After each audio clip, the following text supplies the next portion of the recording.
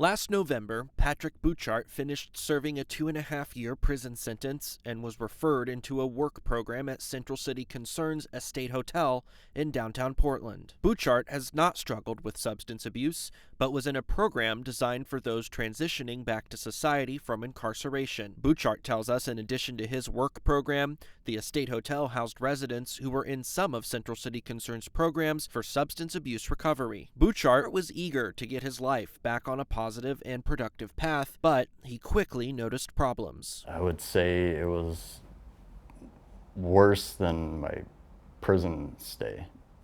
The cleanliness in the place. I had to step in a puddle of urine almost every day for the first 3 months. Walking into the building, there were random homeless people running around trying to break into apartments. Bouchard shared his lease agreement at the Estate Hotel with us, and this document clearly shows the community is meant to not have any drugs or alcohol on the premises. Bouchard says this was far from reality, frequently seeing people handling and using fentanyl, and it took a toll on him. Literally, I was sleep deprived for quite a long time because of all the drug use and people running around in there. I was supposed to be in a work program that, I was able to be comfortable enough to go to work and start my life over. The explosion of fentanyl in the Portland metro area has, not surprisingly, seeped its way into Central City Concerns operations. According to 911 dispatch data from the city of Portland, there was a steady rise in overdose calls to 6 Central City Concern residential facilities in and around downtown Portland. From 2021 through 2023, the total number of calls across the 6 facilities we examined more than doubled. Dr. Andy Mendenhall is the CEO of Central City Concern and has a background as an addiction treatment doctor. He acknowledges the challenges his organization has faced in recent years because of the potency,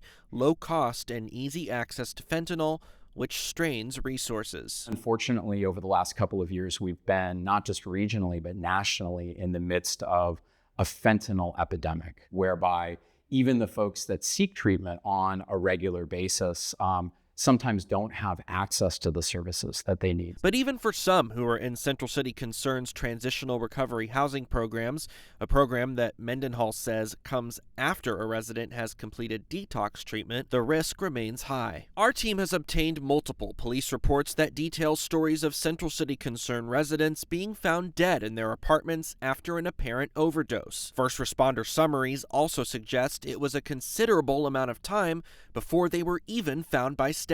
One Portland police officer narrative from a death investigation at a Central City Concern building this past summer says they were called to do a welfare check due to a, quote, foul odor coming from the apartment, and that a Central City Concern employee on scene said the man who had died had, quote, not used his key fob to enter the building in 11 days. When the responding officer entered the apartment, he said he, quote, found a deceased male lying flat on his back on the bed, and his status of decay made it impossible to identify him. Another police report from earlier this year suggests one man who died of a suspected overdose was not discovered in his apartment for nearly a month. In this instance, a Portland police officer was called to this Central City Concern building after a staff member found a resident dead while doing unit inspections. The police report dated February 28th says the man's last sign-in and sign-out was on January 26th. The report also says that the man, quote, had already started to decompose. The medical examiner also found a burnt piece of foil with residue likely containing fentanyl. Given some of these recent incidents, we asked Dr. Mendenhall about how Central City Concern is responding. What would you say to those family members who have gone through that and maybe felt like their loved one was just forgotten? Well, we certainly see every outcome that's unfavorable as a tragedy, and we are always seeking to improve our programming and to learn where are there gaps that could have potentially been closed. We're always trying to evolve as a system of care and as a system of services. Patrick Bouchard now rents his own home in Portland after living at Central City Concern's Estate Hotel for 10 months. While he's grateful to have his life back on a good path, he hopes improvements can be made to the program he was a part of. What would you like to say to leadership at Central City Concern?